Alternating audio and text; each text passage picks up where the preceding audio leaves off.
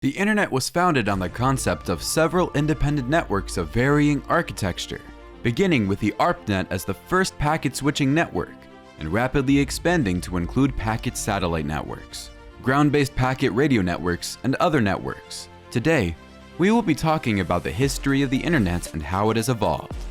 So without further ado, let's get started.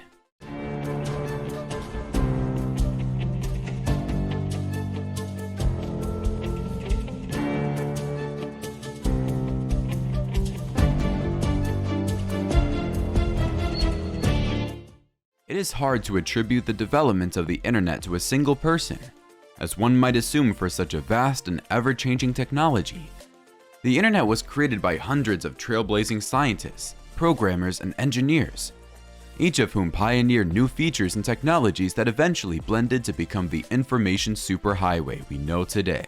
Long before the technology to develop the internet existed, many scientists predicted the creation of global information networks. The internet's beginnings may be traced back to the 1950s in the United States. The Cold War was at its peak, with enormous tensions between North America and the Soviet Union. Both superpowers possessed lethal nuclear weapons, and many were terrified of long-range surprise assaults. The United States understood it needed a communications infrastructure that could withstand a nuclear assault from the Soviet Union. Computers were enormous, costly equipment that was only utilized by military scientists and academic workers at the time. These machines were powerful but scarce, and researchers were more frustrated. They needed access to the technology but had to travel long distances to utilize it.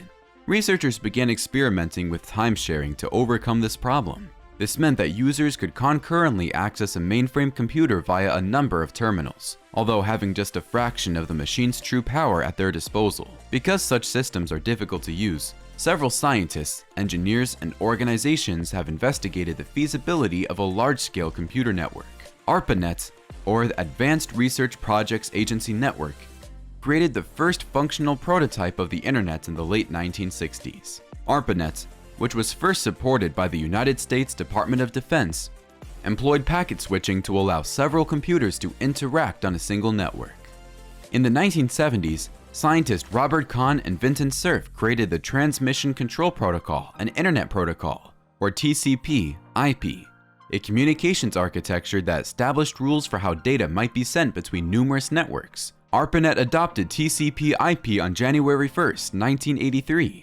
And from there, researchers began to create the network of networks that became the current internet.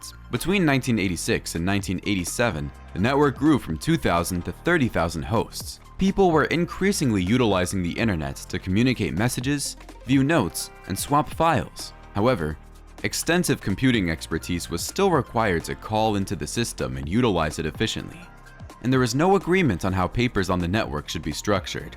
The free and open access to essential materials, particularly protocol specifications, has been crucial to the internet's vast expansion.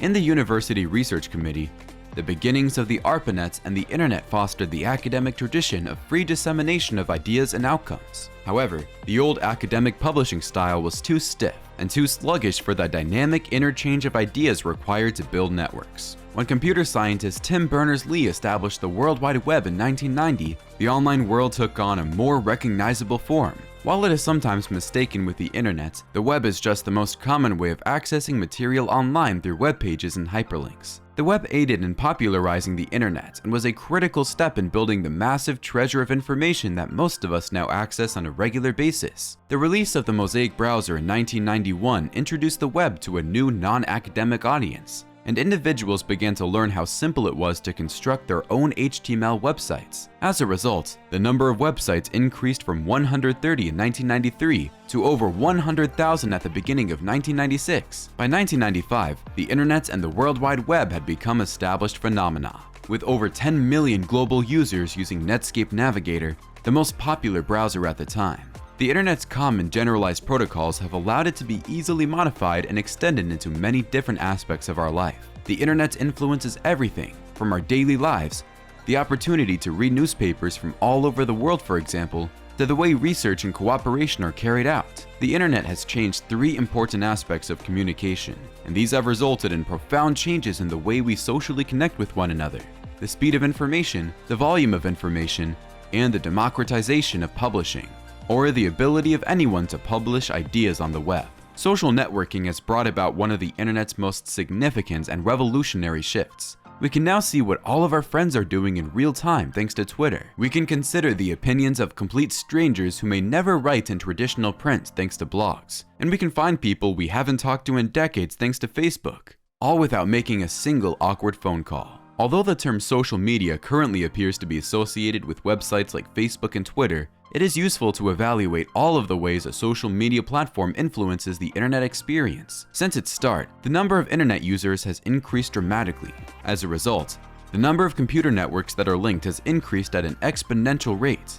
It began with merely connecting less than 10 machines. Today, 440 million computers may be immediately connected, making life easier for individuals all around the world. Sharing information and expertise has become exceedingly simple for individuals with internet connections. China has the most internet users, with 1.4 billion, followed by India with 1.3 billion, and the United States of America with a little more than 0.3 billion.